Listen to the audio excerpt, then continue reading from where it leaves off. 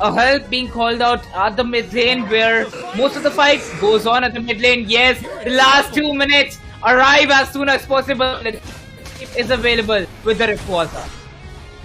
True Rippers looking forward to the player. They're trying to beat around the bushes, but look at where Revenant are.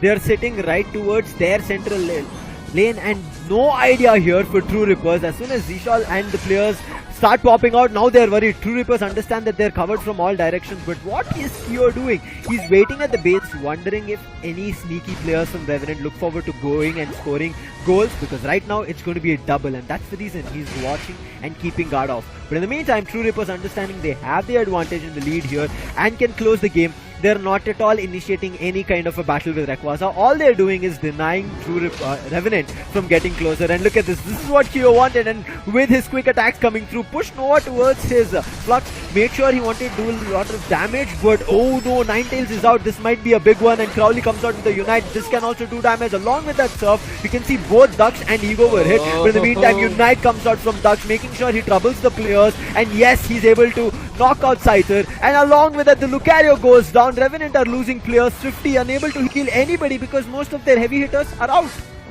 Well, yes, exactly. Sent back to the base, 2 of the Pokemon. They have a lot of, time available with them. The time being buyed from the side of True Rippers. More 30 seconds remaining. They don't have the Unite moves. And look at that, they do have a lead. It is going to be Revenant in a harsh battle out there. The Mew faces a lot of damage, gets KO'd from Eldegoss.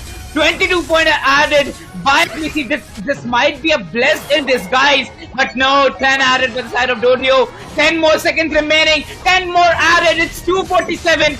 Not much of a difference. It can be covered up any single second. 5, 4, 3, 2, 1. No, True Rippers' ego being denied. They still had the difference made against Revenant.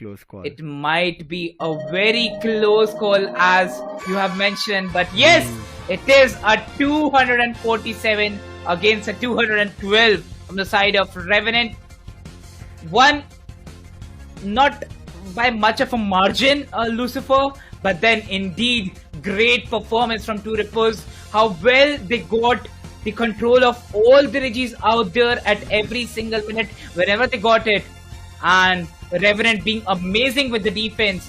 Time to time, they were also scoring the air synergy into the goal post. Yeah, need to commend Revenant here as well. They never gave up. It never looked like they were out of the battle. They kept True Rippers in check and in control.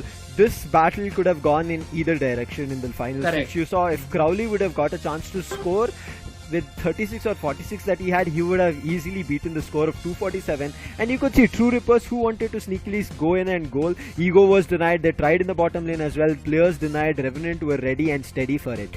It did not work out here in game 1, but again, this has happened to True Rippers. Now they have to close the game. Previously, when they won game 1, immediately it was a comeback that we ended up seeing from Marcos, and True Rippers lost. Now True Rippers have another chance to close it out and get their second victory in control, but it's something to watch out for. But I would say some credits need to be given to Kyo as well, because he was available in every lane whenever the team needed him. Well, yes, the first two games would actually be taking victory in this best of 3. Again, a great matchup here where True Rippers perform amazing. As I say, they had the Regis and worked out with it, but Revenant maintaining the pace of the game. Look at the graph that we see on the screens right now.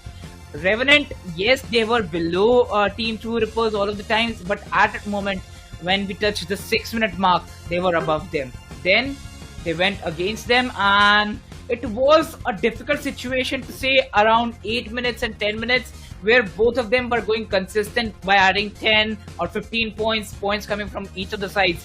But no team focused on getting that Rayquaza. They wanted to waste as much as time they could for the opponent team. And discussing about points added, most of the points were added between 2 minutes and 4 minutes. I agree with you. The last stretch battle that we saw, it was very strategic from both the ends. Revenant took control of the central area and mid lane of True Rippers. Whereas True Rippers, what did they do? They were in their mid lane towards the bottom lane, but they were in a position where they could run away from Revenant if they had some cheeky strategy and a sneak up strategy coming through, and that's what happened. Revenant immediately jumped from the bushes in 2 different directions, but because of the positioning of True Rippers, they were also able to recircle the players of Revenant or get away from them. And especially when Lucario in from Revenant went to top lane to go for a sneaky goal, which didn't work out, he immediately fell into the position or the hands of True Rippers where they had started using their unites, got hit a lot, and therefore I felt like Revenant, who could have got things under control when they got 2 players knocked out, was the reason that they couldn't get back into the game. They tried their best, which we can see in the highlights as well. I think this initial control that True Rippers took, that gave them a chance to completely command the game throughout these 10 minutes. Well, yes,